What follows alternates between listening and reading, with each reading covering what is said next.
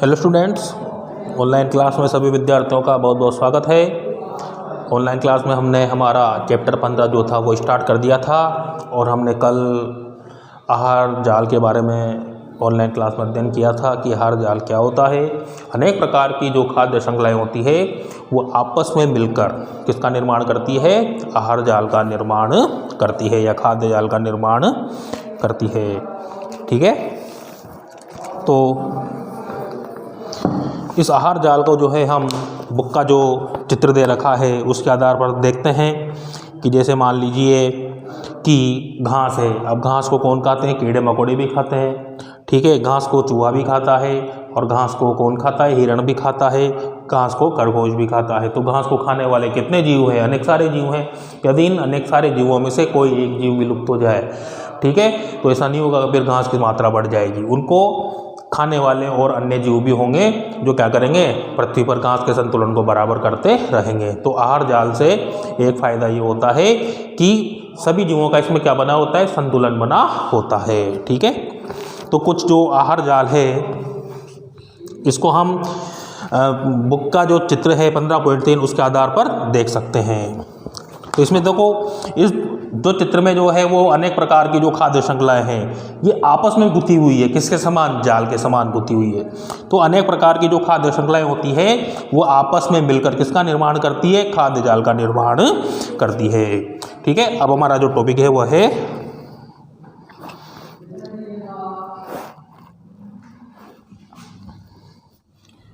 Star लगा के लिखेंगे हम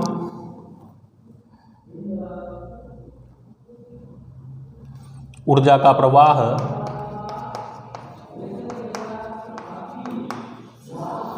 एक दिशिक होता है। एक दिशिक, मैंने बात आपको कल भी बताई थी कि खाद्य श्रृंखला में जो ऊर्जा का प्रवाह होता है हमेशा एक दिशा में ही होता है, क्योंकि जो ऊर्जा होती है वो एक स्तर से दूसरे स्तर में जाती है और उसका लगभग 90% जो है वह हमारे पर्यावरण में विलुप्त हो जाती है। ऊर्जा केवल 10% भाग ही एक कोशीय स्तर से अगले कोशीय स्तर तक पहुंच पाता है। ऊर्जा का प्रवाह एक दिशक या एक ही दिशा में होता है, दिशा में होता है। ठीक है, स्टार लगा दे। स्वपोषित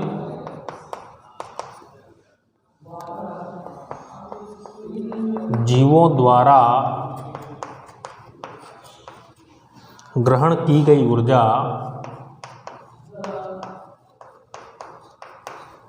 वापस सौर ऊर्जा में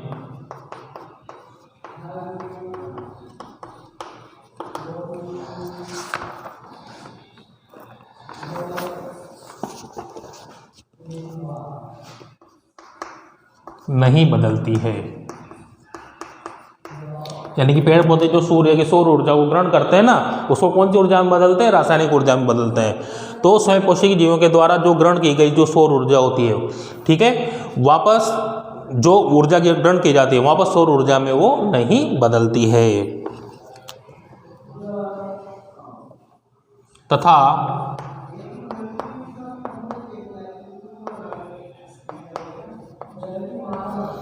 शाकाहारी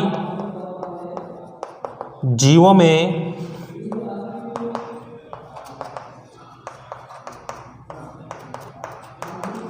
स्थानांतरित की गई ऊर्जा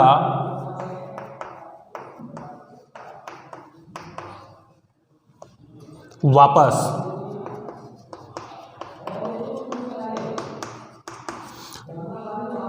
स्वपोषी जीवों को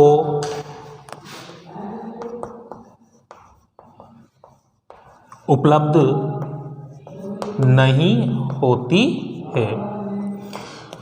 तो शाकाहारी जीवों, देखो अब उत्पादक या स्वपोषी जीवों को या पेड़ पौधों को जब कौन खाता है? शाकाहारी जीव खाते हैं। तो शाकाहारी जीवों में जो ऊर्जा होती है वो स्थानांतरित हो जाती है, तो उनमें स्थानांतरित हुई ऊर्जा वापस स्वपोषी जीवों को उपलब्ध नहीं होती है। यानी कि कहने का मतलब है कि उत्पादक के द्वारा जो ऊर्जा शाकाहारी जीवों में जाती है वो शाकाहारी जीवों से वापस उत्पादक में नहीं आती है, क्योंकि हमने एक लाइन शुरू में लिखी है कि ऊर्जा का प्रवाह हमेशा एक दिशा में होता है, एक दिशा में होता है। तो ऊर्जा जो होती है वो क्रम वाइज जाती है, उत्पादक से प्राथमिक उपभोक्ता, प्राथमिक से द्वितीयक, द्वितीयक से तृतीयक और तृतीयक से चतुर्थ, यानी कि एक ही दिशा में हो जाती है। ऐसा नहीं कि प्राथमिक उपभोक्ता से वो वापस उत्पादक में आ जाती हो, ऐसा उसमें नहीं होता है। ठीक है,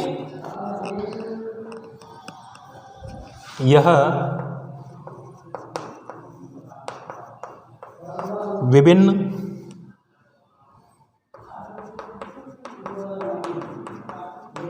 कोशी स्तरों पर क्रमिक या क्रमानुसार स्थानांतरित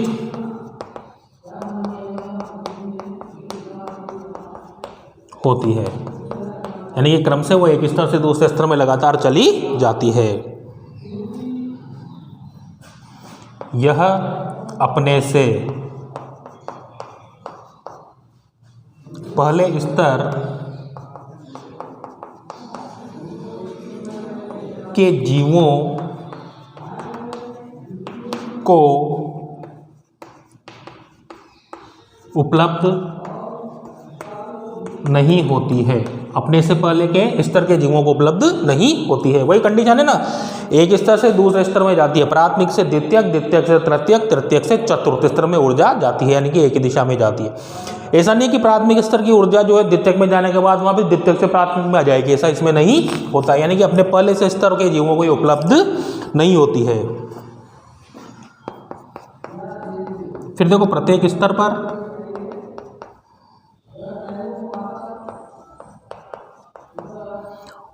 ऊर्जा की हानि के कारण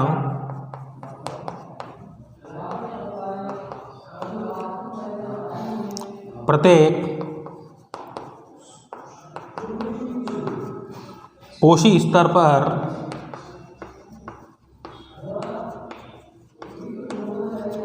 उपलब्ध ऊर्जा में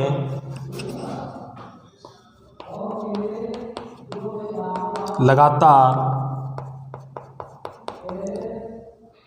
ह्रास होता है। प्रत्येक स्तर पर ऊर्जा की हानि के कारण प्रत्येक कोशी स्तर पर उपलब्ध ऊर्जा में लगातार ह्रास होता रहता है। यह बात बिल्कुल सही है, हमने कल देखा था केवल एक स्तर से दूसरे स्तर तक 10% भाग ही ऊर्जा का पहुंच पाता है, बाकी 90% भाग जो है वो वायुमंडल में मुक्त हो जाता है, यानी कि 90% जो भाग होता है उसका ह्रास हो जाता है। केवल एक स्तर से दूसरे स्तर पर केवल कितने प्रतिशत भाग ही पहुँचता है, 10% भाग ही ऊर्जा का पहुँच पाता है। ठीक है, इसका लगा के आहार श्रृंखला द्वारा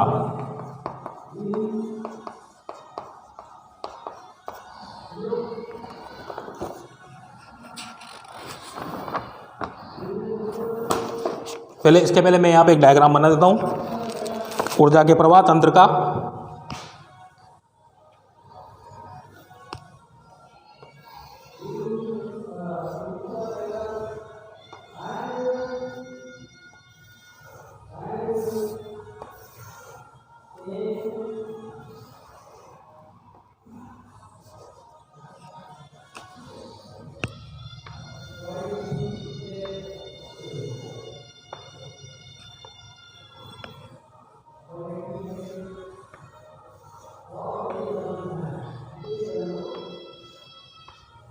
ये तो सबसे अधिक है सूर्य का प्रकाश,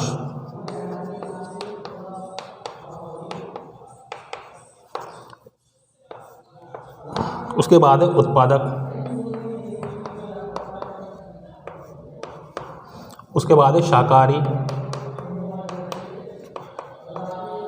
उसके बाद है मांसाहारी और अंत में है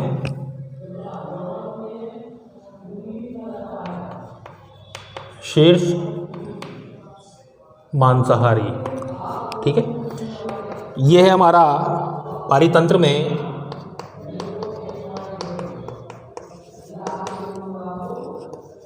ऊर्जा का प्रवाह। कहने का मतलब कि पारितंत्र में ऊर्जा के प्रवाह को हम इस चित्र के माध्यम से भी समझा सकते हैं, या इस ग्राफ के माध्यम से भी, या इस पिरामिड के माध्यम से भी हम इसको समझा सकते हैं। देखा जाए तो एक प्रकार का क्या बन जाएगा, पिरामिड बन जाएगा। तो कहने का मतलब सबसे अधिक जो ऊर्जा होती है वो किस में होती है, सूर्य के प्रकाश में होती है। ठीक है, सूर्य के प्रकाश की जो ऊर्जा होती है वो कम मात्रा में किस में जाती है, उत्पादक में जाती है। तो ये ऊर्जा उत्पादक से कम मात्रा में शाकाहारी में जाती है, ये ऊर्जा शाकाहारी से कम मात्रा में मांसाहारी में जाती है, ये ऊर्जा सबसे कम मात्रा में जो है शीर्ष मांसाहारी में जाती है। देखो कॉलम छोटा हो गया ना, कॉलम लगातार छोटे होते जा रहे हैं, इसका मतलब ऊर्जा की हानि होती चली जा रही है। ठीक है, इस प्रकार से हम एक पारितंत्र में ऊर्जा के प्रवाह को हम एक चित्र या पिरामिड के द्वारा भी दर्शा सकते हैं। सबसे अधिक ऊर्जा किसमें होती है, सूर्य के प्रकाश में होती है, उससे कम उत्पादक में, उससे कम शाकाहारी में, उससे कम मांसाहारी में, सबसे कम शीर्ष मांसाहारी को ऊर्जा प्राप्त होती है। ठीक है, तो आप इसको एक प्रकार से नोट कर सकते हैं। ठीक है, अब हम इस पंक्ति को कंप्लीट करते हैं। देखो जितने भी यहाँ पर स्टार लग रहे हैं प्रत्येक में क्वेश्चन बन सकता है, इसलिए मैं इनको डॉट स्टेप वाइज जो है वो स्टार लगा के लगातार आपको लिखा रहा हूँ।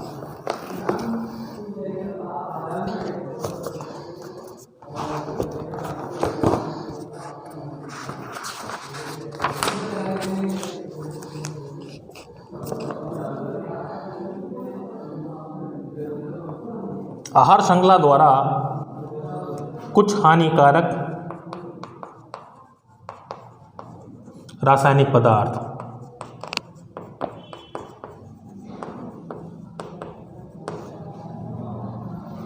आहार श्रृंखला में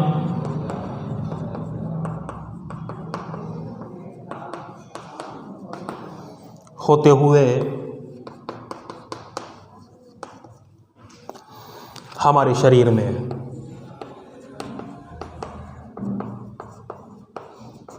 प्रवेश हो जाते हैं। देखो आहार श्रृंखला के द्वारा कुछ हानिकारक जो रासायनिक पदार्थ होते हैं वो आहार श्रृंखला में होते हुए किसमें, हमारे शरीर में प्रवेश हो जाते हैं। ठीक है, यानी कि कुछ जो हानिकारक रासायनिक पदार्थ होते हैं यह आहार श्रृंखला के द्वारा हमारे शरीर में क्या हो जाते हैं, प्रवेश कर जाते हैं, और लगातार हमारे शरीर में इनकी मात्रा क्या होती रहती है, लगातार बढ़ती रहती है। ये मात्रा या इन हानिकारक पदार्थों की मात्रा सबसे अधिक हमारे शरीर में, मानव शरीर में बढ़ती है। इसका मुख्य कारण ये है कि मानव जो है वो सबसे अधिक मात्रा में इन चीज़ों का क्या करता है, उपयोग करता है, क्योंकि मानव क्या होता है, सर्वहारी होता है, वो सबको खाता है। ठीक है, तो इन हानिकारक पदार्थों की मात्रा मानव शरीर में लगातार बढ़ती जाती है। इसको कहते हैं हम जैव आवर्धन, क्या कहते हैं, जैव आवर्धन कहते हैं।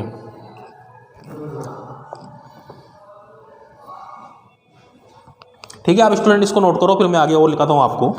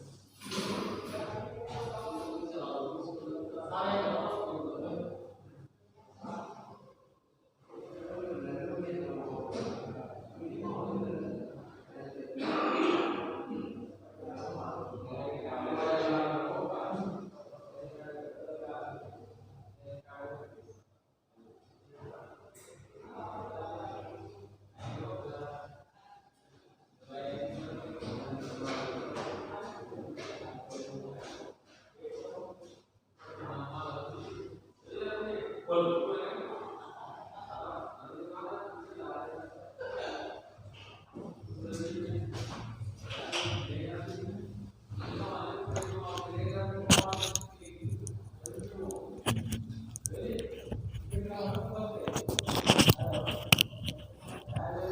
है स्टूडेंट्स, इसको मिटा देते हैं।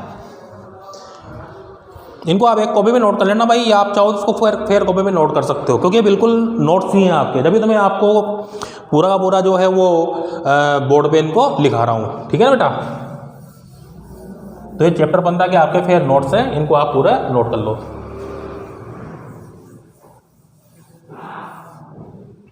इसके बाद देखो हम देखते हैं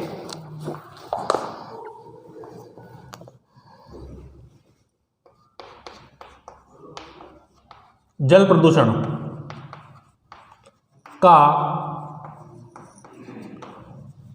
मुख्य कारण यह है कि विभिन्न फसलों के रोग,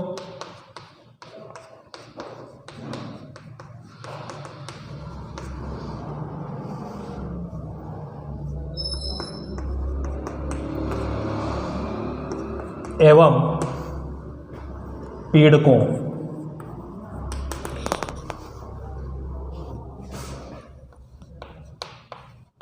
से बचाने के लिए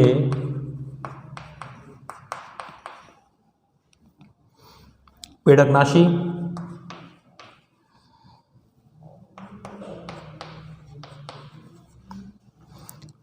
एवं रसायनों का बहुत अधिक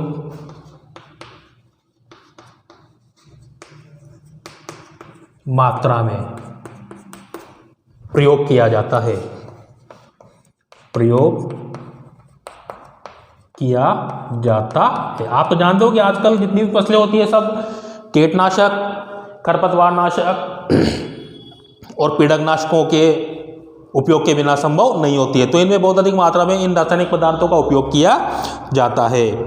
ठीक है, और जो अब सीधी सी बात है, खेत में जब मिट्टी में रासायनिक पदार्थ मिलते हैं और जब बारिश होती है तो बारिश के पानी के साथ ये रासायनिक पदार्थ जो होते हैं वो बहकर कहाँ चले जाते हैं, हमारे पेयजल स्रोतों में चले जाते हैं, और पेयजल स्रोतों में जाने के बाद हमारा जो पेयजल स्रोत होते हैं उनमें मिल जाते हैं, उनमें हानिकारक रासायनिक पदार्थों की मात्रा बढ़ जाती है और ये क्या हो जाते हैं, दूषित हो जाते हैं। ठीक है, तो कहने का मतलब है कि पीड़नाशक और रासायनिक पदार्थों के कारण ही हमारा जो पेयजल स्रोत है वो लगातार प्रदूषित होते चले जा रहे हैं।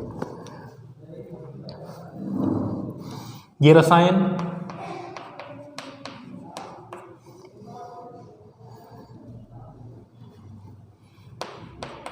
बहकर मिट्टी में व पेयजल स्रोतों में चले जाते हैं।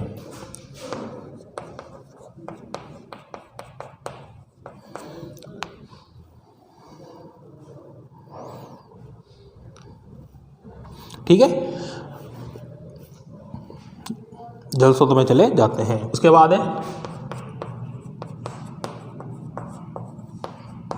मिट्टी से इन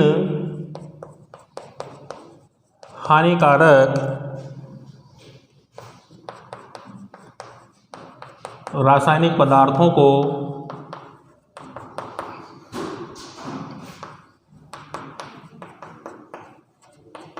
पौधों द्वारा जल एवं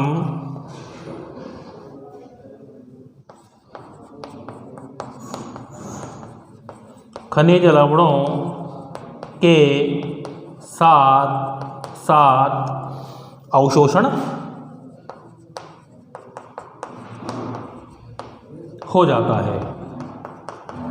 ठीक है, तो अब इन रासायनिक पदार्थों को वापस पौधों के द्वारा अवशोषित कर लिया जाता है। ये जो रासायनिक पदार्थ होते हैं मिट्टी से खनिज लवण और जल के साथ वापस कहाँ चले जाते हैं, पौधों में या पादपों में चले जाते हैं और जलाशयों से यह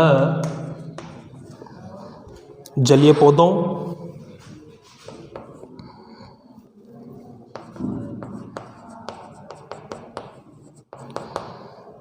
एवं जंतुओं में प्रवेश कर जाते हैं।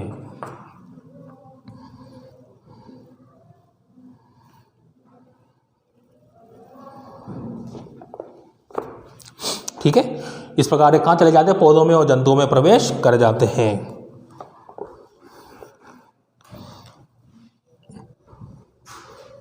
इस प्रकार ही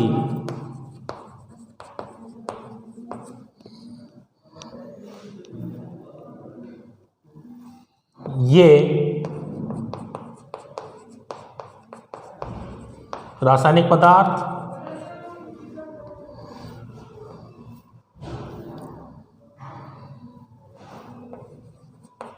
आहार श्रृंखला में प्रवेश कर जाते हैं। आहार श्रृंखला में भी प्रवेश कर जाते हैं।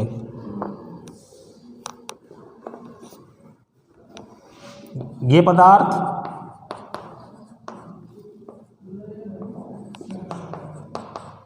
अजैव निम्नीकृत होते हैं।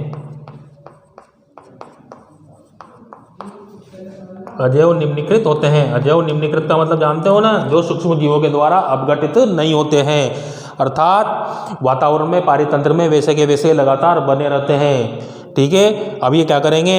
ये अजैव निम्नीकृत होते हैं तो लगातार एक पोषी स्तर से दूसरे पोषी स्तर में लगातार जाते या गमन करते या स्थानांतरित होते रहते हैं, तथा यह प्रत्येक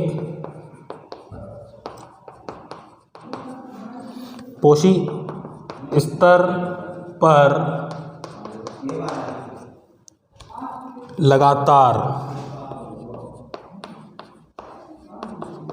संग्रहित होते रहते हैं।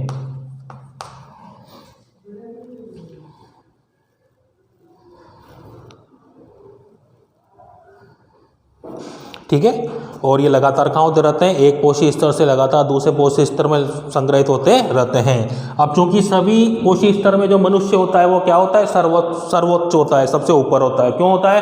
क्योंकि वो शाकाहारी भी होता है और मांसाहारी भी होता है, यानी कि सर्वाहारी होता है, यानी कि वो सभी प्रकार के जीवों को भोजन के रूप में ग्रहण करता है। तो मानव शरीर में ये हानिकारक रासायनिक पदार्थ होते हैं, वो सबसे अधिक मात्रा में उसके शरीर में क्या होते रहते हैं? एकत्रित होते रहते हैं।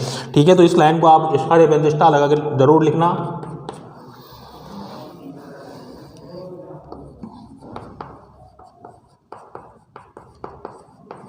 आहार श्रृंखला में मनुष्य सर्वोच्च होता है।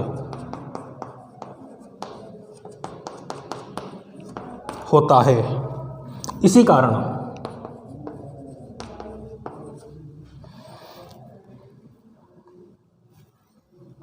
यह रासायनिक पदार्थ मानव शरीर में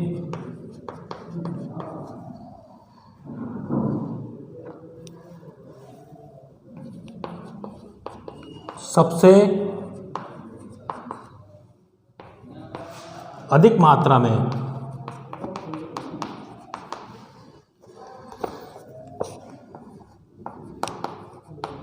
संचित होते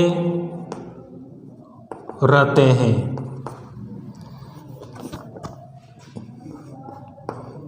इसे जैव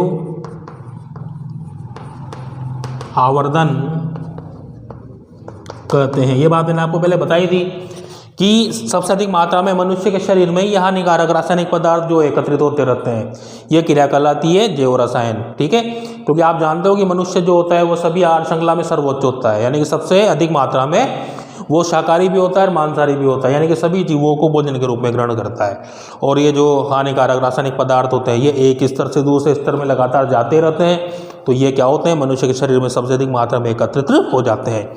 ये क्रिया कहलाती है जैवावर्धन। क्वेश्चन आता है हमेशा जैवावर्धन के नाम से कि जैवावर्धन किसे कहते हैं। आप इसको एक बार नोट कर लीजिए फटाफट।